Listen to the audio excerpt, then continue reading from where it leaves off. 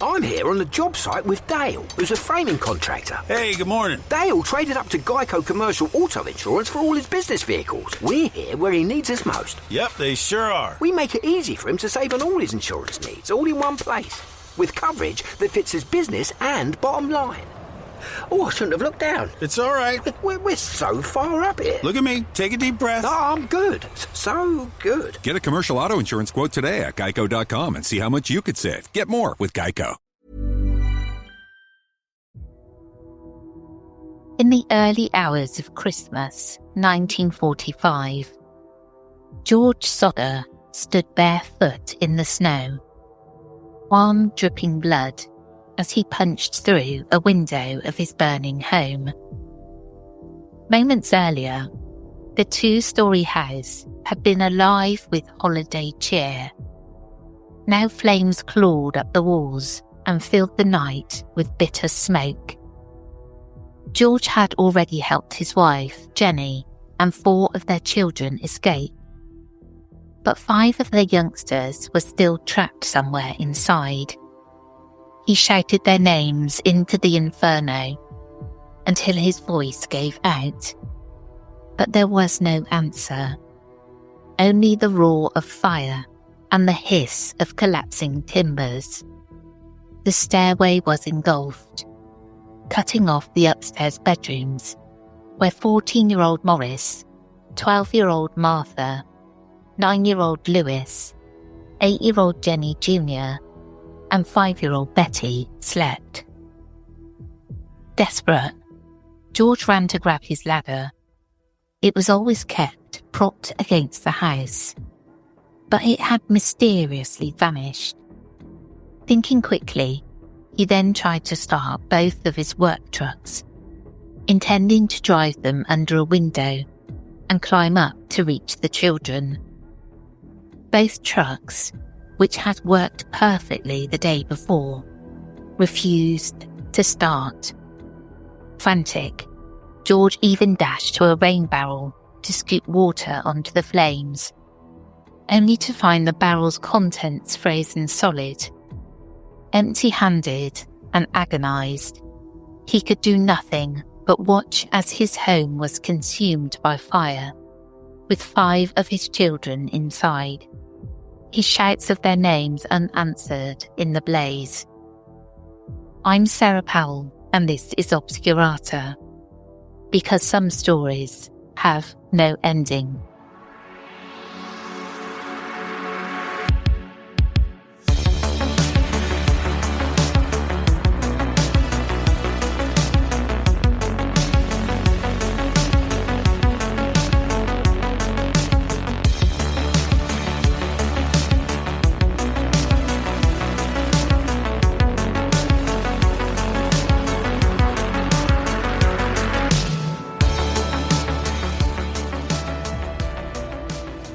As the fire raged, the Sodders' eldest daughter, 17-year-old Marion, sprinted to a neighbour's house to call for help.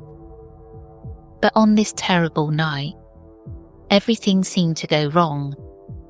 There was no response from the phone operator when the neighbour tried to reach the fire department.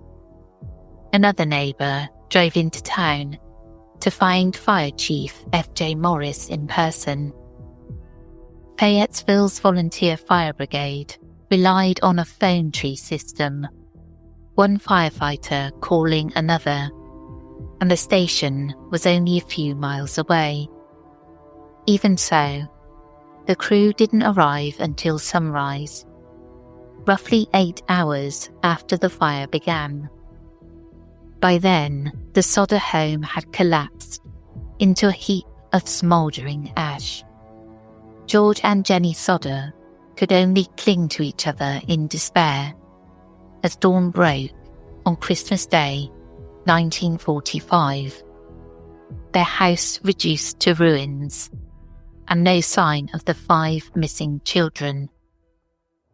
When firefighters finally searched the ashes, they expected to find at least the remains of the missing Sodder children, bones or other traces.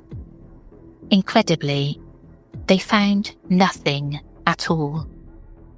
Chief Morris told the grieving parents that the blaze must have been hot enough to cremate all 5 bodies completely.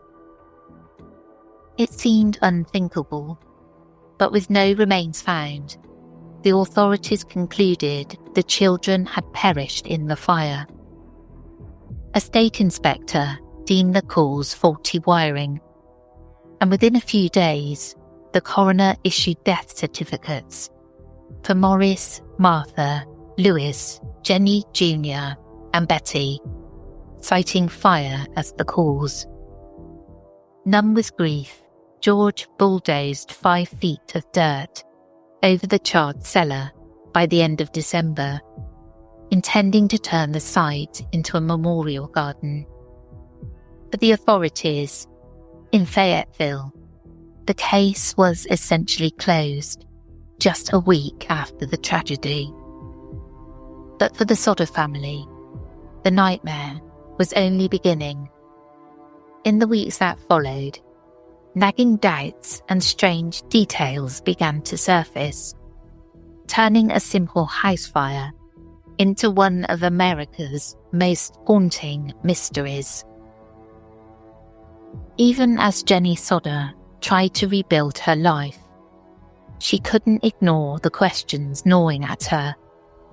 How could 5 children vanish in a fire without a trace? She hadn't seen a single child at a window, desperately calling for help during the blaze, as one might expect. And there was no smell of burning flesh. Something witnesses later noted was odd. The odour of such a thing should have been detectable from far away. Jenny's motherly instincts told her something was off. She conducted her own experiment, burning small piles of animal bones to see if fire could consume them completely. No matter what she tried, chicken bones, beef joints, pork, each time bones remained in the ashes. Furthermore, household appliances had been recovered in the debris of the Sodder home, partially charred but still recognisable. If a relatively brief fire left intact pieces of the tin roof and kitchen appliances, how could it utterly destroy 5 human skeletons? Jenny even spoke to a local crematorium employee who told her that even at 2000 Fahrenheit, far hotter than the house fire, bones remain after burning for 2 hours. Yet the Sodder home had burned to the ground in about 45 minutes, and whatever embers remained smouldering overnight until the fire crew's belated arrival. George Sodder, meanwhile, began to recall a series of bizarre incidents in the months before the fire. In hindsight, they seemed like warnings, or perhaps threats. Sometime in late 1945, a stranger appeared at the Sodder home, ostensibly seeking work. Wandering to the back of the house, he pointed to 2 separate fuse boxes and remarked ominously, "This is going to cause a fire someday." Even though George had just had the house rewired and inspected as safe by the power company. Around the same time, another man tried to sell George life insurance and became furious when George declined. "Your goddamn house is going to go up in smoke," the man warned, "and your children are going to be destroyed." He even cited the dirty remarks George had made about Italian dictator Benito Mussolini. George was a proud Italian immigrant, known for speaking his mind on politics. Still, he brushed off the salesman's outburst at the time as an idle threat. There were other unsettling signs. One of the older Sodder children noticed a man parked along the road, intently watching the younger kids as they returned from school, as if studying them. And shortly after midnight, on December the 25th, 1945, an hour or so before the fire, the Sodders' telephone rang unexpectedly. Jenny answered and heard the odd laughter of a woman on the line, asking for someone who didn't live there. When Jenny said she had the wrong number, the woman laughed again before hanging up. The incident left Jenny puzzled. Why would someone call so late? Laughing and clinking glasses audible in the background. She went back to bed, only to be awakened again by a loud thump on the roof and a rolling noise, like an object tumbling down the slope of the house. In the quiet that followed, she drifted back to sleep, until the smell of smoke jolted her awake for the final time. By the light of day, as the Sodders and townsfolk picked through the ashes, more anomalies emerged. The telephone line to the house had been found cut, not burned. A repairman confirmed someone had climbed up the pole and cut the wire. The Sodders' ladder, which had been missing during the fire, was discovered tossed down an embankment 75 feet from the house, and a witness came forward to admit that he had been near the Sodder home on the night of the fire, stealing a block and tackle from the property. In doing so, he said he thought he had cut a power line to the house, perhaps explaining the dead phone. This man was arrested for the theft, but he denied having anything to do with the blaze itself. His motive for severing wires during a petty theft made little sense, unless he had more sinister reasons to ensure the Sodders couldn't call for help.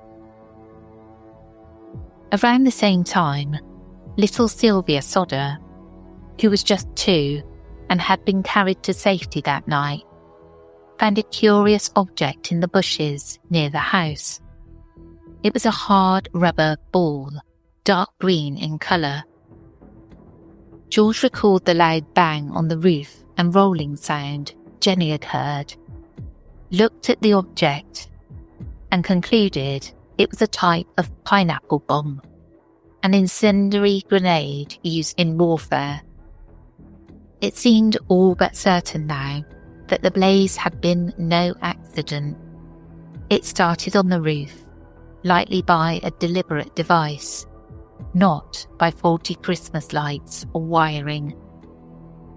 The more the Sodder family learned, the more they suspected that the fire had been set as a diversion, and that their 5 missing children might not have died at all. Neighbours and passers-by began reporting strange sightings. One woman swore she had seen the 5 kids peering from a moving car while the house was burning. Another witness, who ran a tourist stop 50 miles west of Fayetteville, said she served breakfast to a group of children the next morning. She recalled a car with Florida license plates in the parking lot and believed the children were accompanied by 2 men and 2 women of Italian extraction. Perhaps the eeriest account came from a Charleston hotel a week after the fire. The desk clerk, Ida Crutchfield, read about the case and claimed she'd seen 4 of the 5 Sodder children check in around midnight right after Christmas with a group of Italian-speaking adults. When she tried to chat with the kids, one of the men gave her a hostile glare and hurriedly spoke in Italian to the others, who promptly stopped the interaction. The party left early the next morning. Crutchfield only came forward years later, and some doubted her story's credibility, since she'd learned of the case from newspapers. Still, these accounts fueled the Sodders' hope. To George and Jenny, it all pointed to the same chilling possibility. Someone had taken advantage of the chaos of the fire to abduct their children. Frustrated by the local investigation, George Sodder wrote to the FBI, pleading for help. Amazingly, J. Edgar Hoover himself replied. Hoover said he would assist if the local authorities gave permission, but Fayetteville police and fire officials declined the offer. Undeterred, the Sodders hired a private investigator, C.C. Tinsley, to dig deeper. Tinsley soon uncovered a troubling connection. The same life insurance salesman who had threatened George with a fire and destroyed children was actually on the coroner's jury that ruled the blaze an accident. Even more disturbing, Tinsley heard a rumour that Fire Chief Morris had confided to a minister that he'd found a heart in the ashes and secretly buried it, hoping to convince the family the children had died in the fire. Confronted with this story, Chief Morris admitted he had indeed hidden a box at the scene. When the box was dug up, however, its contents told a macabre lie. Inside was a fresh beef liver, untouched by fire. A local funeral director examined it and confirmed it was just a piece of liver, not a human organ from the fire. Morris eventually confessed he planted it, vainly hoping that finding some remains would persuade the Sodders and end their inquiries. If anything, this cruel hoax only steeled the family's resolve to find the truth. In 1949, the Sodders brought in a pathologist from Washington, D.C., Dr. Oscar Hunter, to conduct a thorough excavation of the fire site. Sifting through the soil that had been bulldozed over the cellar, Hunter's team discovered several artifacts, coins, a dictionary, and then some human bone fragments. The bones turned out to be 4 vertebrae. Excitement turned to puzzlement as experts at the Smithsonian Institution analysed them. The vertebrae all came from one person, and that person was likely 16 to 17 years old at death. They could have been as old as 22. The oldest missing Sodder child, Morris, had been 14, so the bones did not appear to belong to any of the 5 children, and in fact showed no sign of fire damage. The Smithsonian report noted how strange it was that these were the only bones found, given a fire of such short duration should have left full skeletons of all the children. The conclusion was that the vertebrae most likely came from the dirt George had used to fill the site, perhaps from a nearby cemetery, inadvertently mixed into the soil. This astonishing finding prompted state authorities to hold hearings at the West Virginia Capitol. But after reviewing the evidence, the governor and state police superintendent told the Sodders their search was hopeless and officially closed the case in 1950. The FBI, which had begun following the case as of kidnapping, also dropped its investigation after 2 years when no solid leads emerged. George and Jenny Sodder refused to give up. They printed flyers with their children's pictures and offered a $5,000 reward, later raising it to $10,000 for any information leading to a reunion with even one child. Along Route 16, near Fayetteville, they erected a huge roadside billboard with portraits of Morris, Martha, Louis, Jenny, and Betty. 5 small faces looking out solemnly over passing cars. The sign posed a stark question. What was their fate? Kidnapped? Murdered? Or are they still alive? For nearly 4 decades, this billboard stood as a daily reminder of the mystery, a haunting plea for answers that drew travellers and sympathisers from far and wide. The Sodders' parents maintained this billboard into the 1980s, never letting the world forget their lost children. Tips continued to trickle in over the years. A letter arrived from a woman in St. Louis claiming that Martha was living in a convent there. A bar patron in Texas overheard someone bragging about a Christmas Eve fire in West Virginia. Someone in Florida said the Sodder children were staying with a distant relative of Jenny's.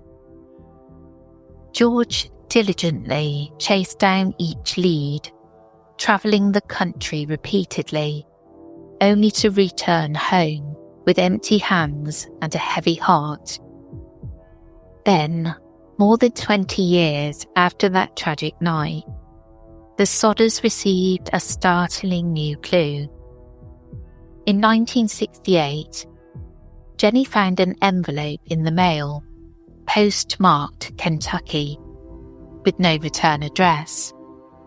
Inside was a photo of a man in his mid-20s. On the back, a cryptic handwritten message read, "Louis Sodder, I love brother Frankie, little boys, A90132 or 35. The young man in the picture had dark curly hair and dark brown eyes, just like Louis Sodder would have been at 30. He even bore unique features that matched their Louis. The same straight nose, the same upward tilt of one eyebrow. George and Jenny were stunned. Could this be their son Louis, rode into adulthood? It felt like proof that at least one of their children had survived. They hired a private detective to go to Kentucky and investigate. But inexplicably, the investigator never returned or reported back. Fearing that publicising the details might put their son in danger, the Sodders kept the contents of the letter secret. They quietly added the new photo of the young man to the billboard, hoping someone might recognise him. But they left off the postmark and any clues to his location. George admitted in an interview around that time that the search felt like hitting a brick wall. They were no closer to the truth, yet he vowed to continue as long as he lived. George Sodder died the next year in 1969 with no answers, but never without hope. Jenny, forever a mother in mourning, wore black every day and built a fence around their home, isolating herself as she added room after room to the house, almost as if building fortifications against the cruel world. She tended the memorial garden at the fire site diligently, keeping her lost children's memories alive with flowers. The billboard along Route 16, edges weathered and colours fading, stayed up until 1989, when Jenny Sodder passed away. Only then was the sign finally taken down, nearly 45 years after the fire. The surviving Sodder children and their own children have kept the investigation alive, determined to uncover the truth of what happened that Christmas Eve. Over the years, they developed theories of their own. They learned that organised crime had a foothold in the area.